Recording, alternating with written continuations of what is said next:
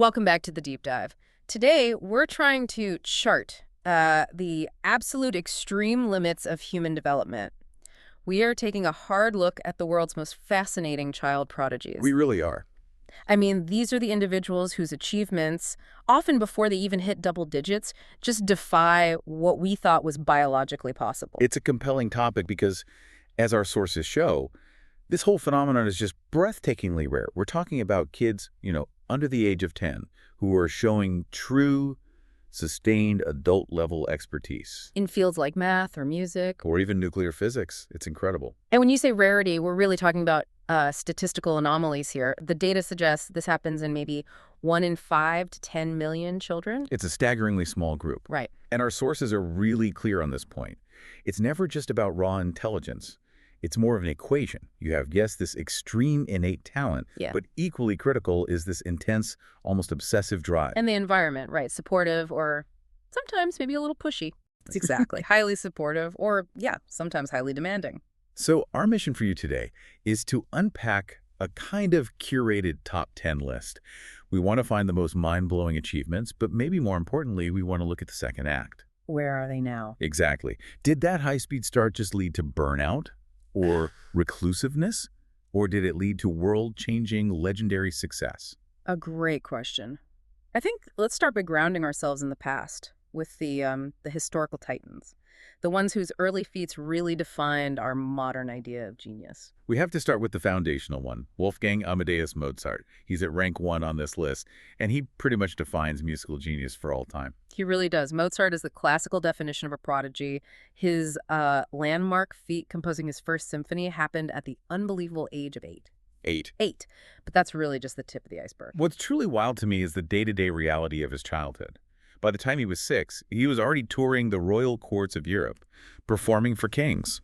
And the sources have this one detail that just stands out. The blindfold. Yes, playing the harpsichord blindfolded. Yeah, I mean, what does that even show? It speaks to a level of internal structural understanding of music that's almost mystical at that age. He wasn't just performing notes, he was integrating these deeply complex theoretical concepts. And his outcome is, of course, legendary. Over 600 works. He's foundational to classical music. His genius was public, it was celebrated, and it's eternal. Which is a model of public fame that stands in really stark contrast to our next figure, William James Cetus. He's at rank 2. His story feels like, well, like the definitive cautionary tale about what can happen with pure, raw intellectual speed. Cetus is the extreme end of pure intellectual wattage. We're talking about an estimated IQ that the sources put as high as 250 plus. I mean, that's a number where the measurement systems basically start to break down. They do. The milestones he hit are they're genuinely alarming. He reportedly read the New York Times at 18 months old. And by age 8, he was fluent in 8 languages. He got into Harvard University when he was just 11. The speed was unbelievable. Intellectually, he was decades ahead of his peers. But this is where you see the darker side of genius emerge. Right, because after all that pressure, his adult life was a complete rejection of that system. A total rejection. He actively shunned fame, lived a reclusive life. He wrote these, very specialized, unpublished papers on things like cosmology. It just makes you wonder if that kind of mental velocity is sustainable in a social context. Was the environment too toxic, or was the gap between him and everyone else just too vast to bridge? It raises that profound question about fulfillment, The sources suggest that for a lot of these individuals, intense early pressure doesn't always translate into long-term happiness. So Cetes chose obscurity over the kind of validation that Mozart seemed to crave. Exactly. He prioritized intellectual freedom. That's a powerful contrast. Okay, let's look at a different kind of titan, Blaise Pascal, at rank 5. He showed that you don't always need immediate institutional support to be a prodigy. Pascal is fascinating because his early work was largely self-driven. He was self-taught. By age 12, he had independently learned enough geometry to write a respected treatise on conic sections at only 16.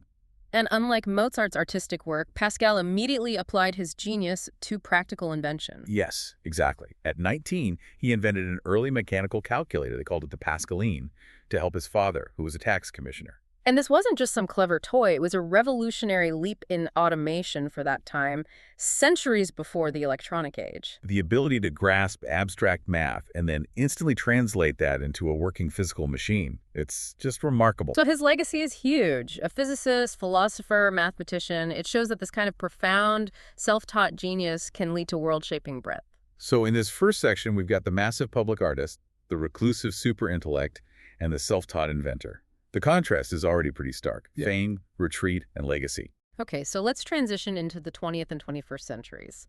This is where the definition of genius often shifts, from the philosophical to measurable, applied STEM achievement. And this is where the numbers get really, really high. Starting with Kim Eung-young from South Korea, who's at rank 3. If CDC's IQ was an estimate, Eung-young's is the verified highest ever recorded. At what? 210. His timeline is almost fiction, solving calculus problems at age 3. By age 2, he was fluent in 4 languages.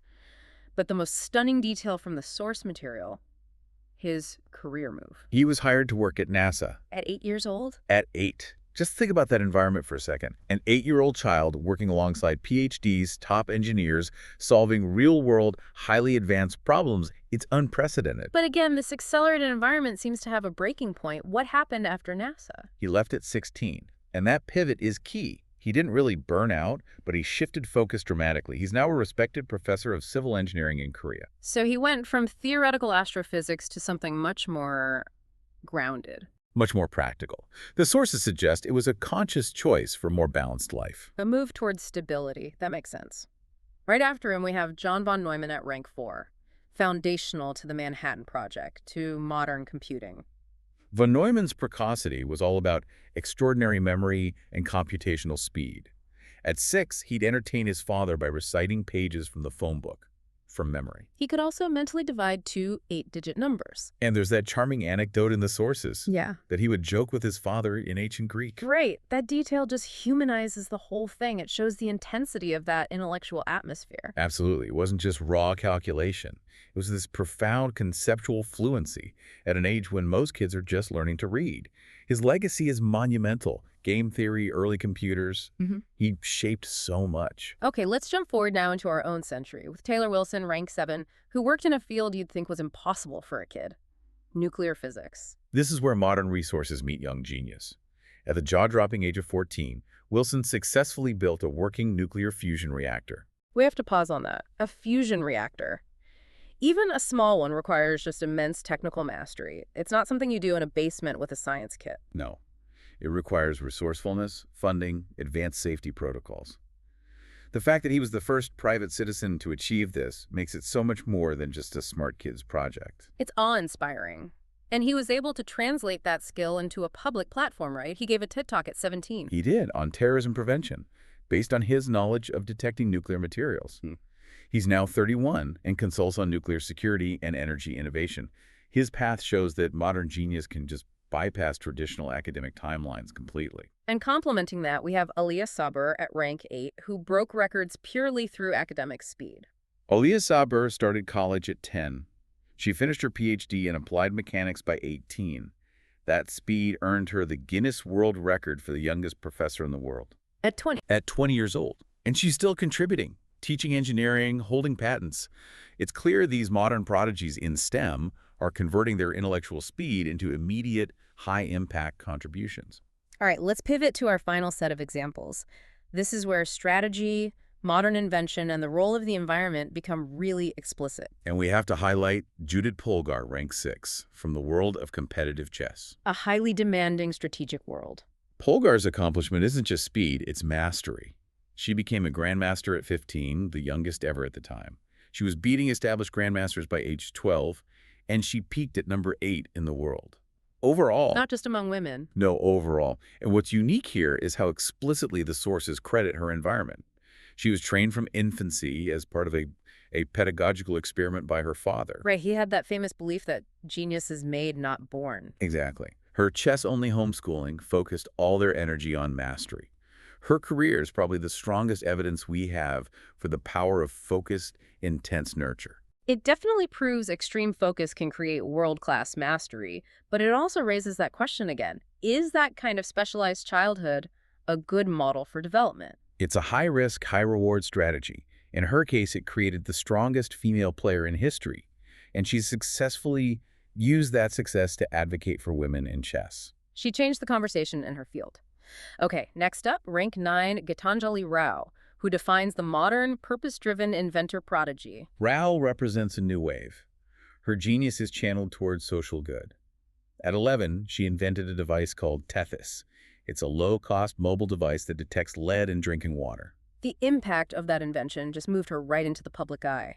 She was Time's first ever Kid of the Year in 2020. She had multiple patents by 15. The metric for success here is different. It's not just raw intellectual speed, it's demonstrated practical application for community benefit. And now at 20, she's on the Forbes 30 Under 30 list, developing AI solutions for social impact. Her path shows that seamless modern transition from early innovation right into high-level research. And finally, we have the current definition of the corporate speedrun.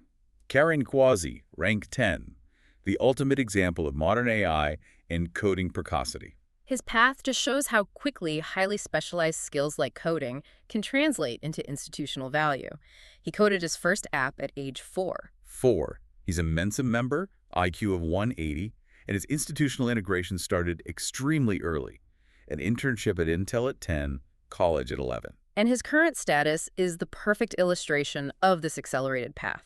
At 16, he became the youngest engineer at SpaceX. Working on the critical Starlink project. It's a career trajectory defined by radical chronological compression. So when we look across all 10 of these figures, I mean, the sheer diversity of their feats, from blindfolded harpsichord playing to building nuclear fusion reactors, it's just astonishing. Absolutely. They all fundamentally redefine boundaries. The sources consistently argue these kids weren't just exceptional learners who aced tests. Yeah. They were creators, composers, inventors who achieved results that the professional adult world thought was impossible for a child. And that brings us back to that central tension we saw, with the historical figures. The data consistently shows the intensity required often comes at a cost. The shadow side. We saw it with Cetus's reclusion, with Eunyoung's career pivot, the risks of isolation, burnout, social disconnection. They're significant. That tension between high achievement and long-term fulfillment is what makes their outcomes so critical to study. When you synthesize all the takeaways, the source material really pushes us past the simple idea of raw genius. We keep coming back to the necessity of the environment. Whether it's Polgar's chess homeschooling or the stimulating atmosphere around von Neumann, it's talent plus a specialized, demanding, resource-rich environment. That's what creates these boundary-defying results. Right. The sources suggest the critical component is that perfect match between a child's specific genius and the resources available to accelerate it, which means the next prodigy might actually be your next-door neighbor if they just happen to have that perfect combination of talent and opportunity. And that leads us to our final question for you to mull over. Considering the wildly diverse adult outcomes we've discussed, Mozart's fame, Cetus's reclusiveness, Eunyoung's pivot, Kwasi's corporate integration, how crucial is the type of environment, supportive versus excessively pushy, in ensuring that long-term sense of purpose beyond the initial mind-blowing achievement? Something to think about until our next deep dive.